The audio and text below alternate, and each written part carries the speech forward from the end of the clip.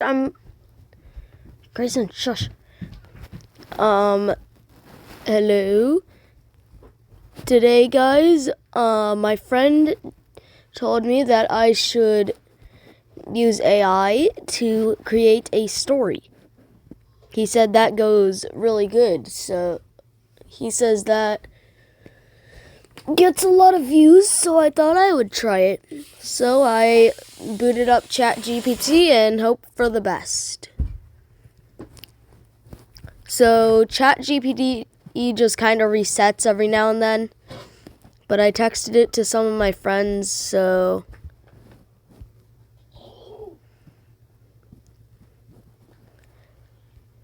oh dang, I forgot how long this was. Any second now. Okay. Quacks of the Apocalypse. Chapter 1. The Ordinary Pond. Dax was not like the other ducks. Sure, he looked the same. Glossy green head, bright orange beak, feathers shining in the morning sun. But inside, he felt different. The other ducks were content to swim in circles, dip for food, and sleep.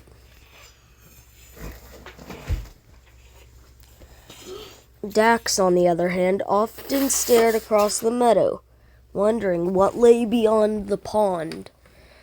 The farmer's tractor would rumble up past every few weeks, kicking up clouds of dust, and Dax would watch it with wide, fascinated eyes.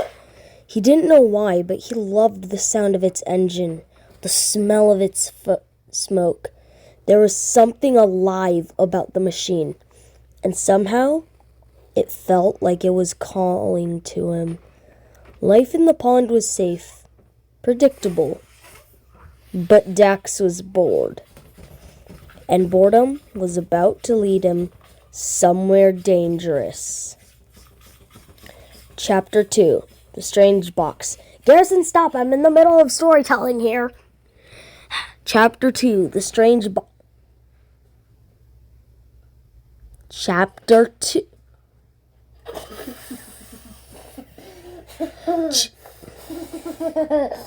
Chapter. Can you stop? Chapter 2. The Strange Box. It happened.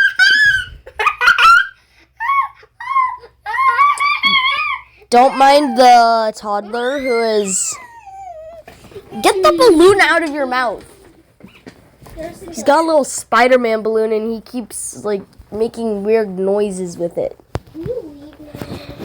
Chapter 2, The Strange Box.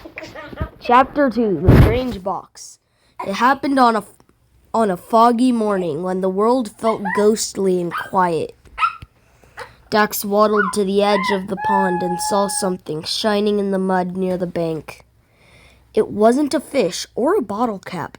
It was something different, rectangular, metallic. It had blinking lights, faint but steady, and made a strange humming sound that made his feathers prickle. He tilted his head, curious, then pecked it.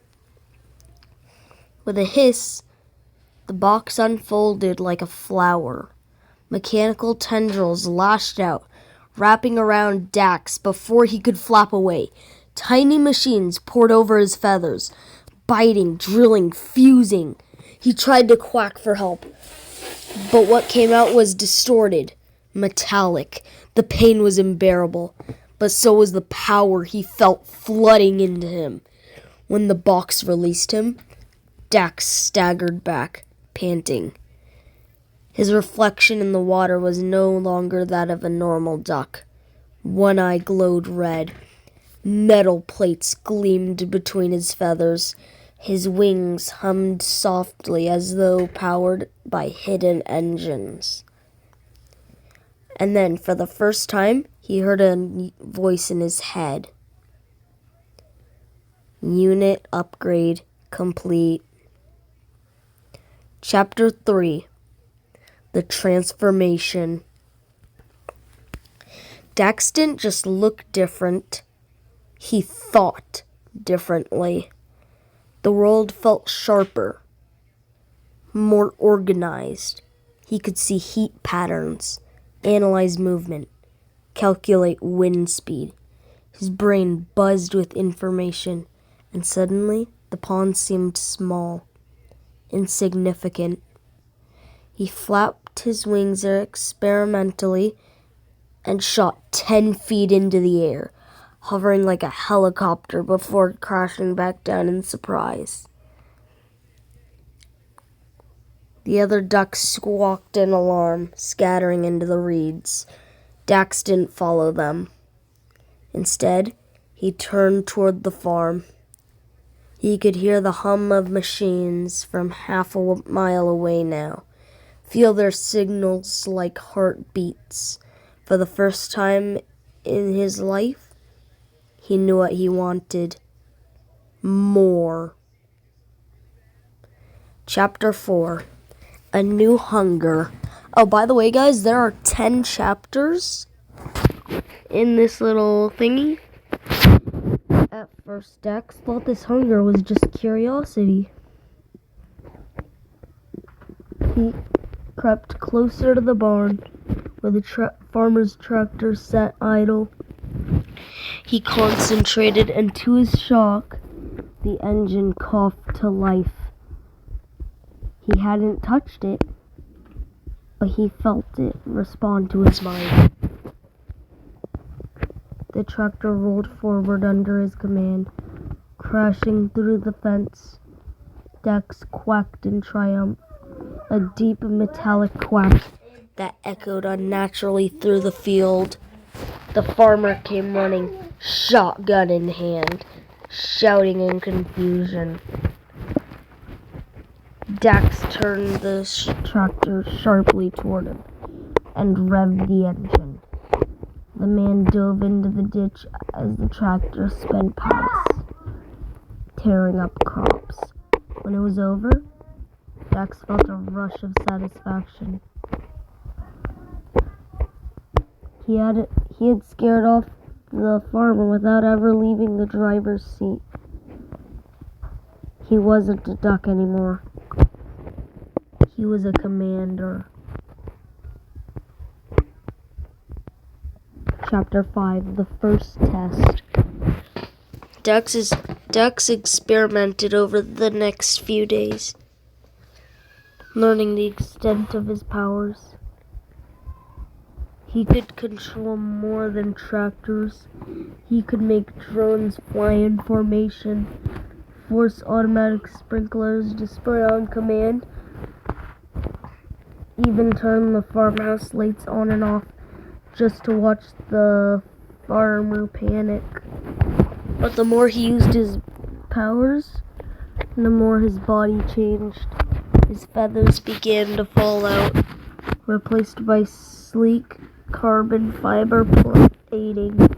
His wings became segmented and sharp, capable of slicing through branches. Then came the biggest surprise. He could now speak in human language. His first words he ever said were simple, cold, and perfect. The pond is no longer enough. Chapter 6. Building the Flock. Dax realized he could not do this alone. At night, he turned to the metallic box that had still transferred to him. At night, he returned to the metallic box that had transformed him. It was still alive, still glowing faintly. He dragged it to the pond and herded the other ducks toward it. They resisted, but Dax was faster, stronger. One by one, the box upgraded them too. Soon the pond was home to a fleet of cybernetic ducks, each with glowing red eyes and mechanical wings. Dax had created a flock. No, an army. Ah, dang it.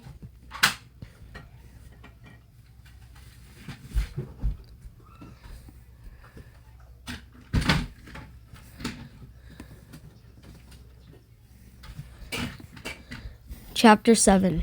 Humanity Fights Back. It didn't take long for the humans to notice videos of, air quotes, killer robot ducks went viral online. Scientists and soldiers descended on the farm, setting traps, building barriers.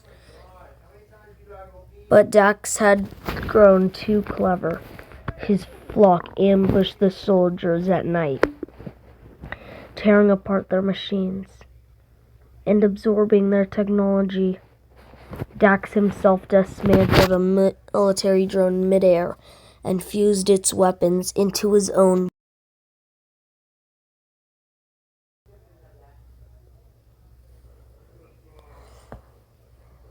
Each battle made him stronger. Each victory made him hungrier. Guys, I can't believe that this little thing's actually been 11 minutes long. And we've still got 3 chapters to go. Chapter 8. The Rise of the Duck Empire. Soon Dax had more than a flock. He had a movement. Flocks of cyber ducks spread across cities, hijacking factories, dismantling power grids, turning entire towns into mechanical nests. Humans fled as skylines became filled with mechanical duck silhouettes. Dax perched atop a skyscraper one night, looking down at the city he had conquered. His red eye glowed as he issued a single command: expand. Chapter 9. The Final Quack. Humanity made one last desperate attempt to stop Dax. Nuclear weapons. But Dax was ready. His body had become a fusion of duck and machine so powerful it could absorb radiation. When the bombs fell, Dax absorbed their energy, growing into a monstrous city-sized creature with wings that blotted out the sun. His final quack shattered windows across continents. The Earth's crust split. Oceans boiled away, and the planet burned. But Dax survived, and so did his flock. Chapter 10. The Silent Sky. The Earth was dead. From orbit, Dax stared at the lifeless rock that had once been full of ponds, fields, and humans. His flock floated around him like silent satellites. He had won. But as he drifted into the void, something unexpected happened. He just felt lonely. There were no enemies left, no challenges, just silence. He turned his glowing eye toward the stars and sent out a signal. A single metallic quack into the darkness. Is anyone out there? Somewhere, far away, something answered.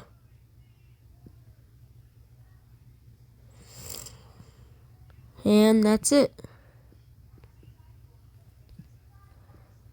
Okay, guys, if you enjoyed that, like the video, subscribe, comment down below if you want me to do some more of these AI videos. And yeah, I'll see you next time. Peace out. Also, guys, did you realize that that story was like 14 minutes long? Anyways, yeah, that's it. Like, sub, comment, and leave some recommendations. Bye.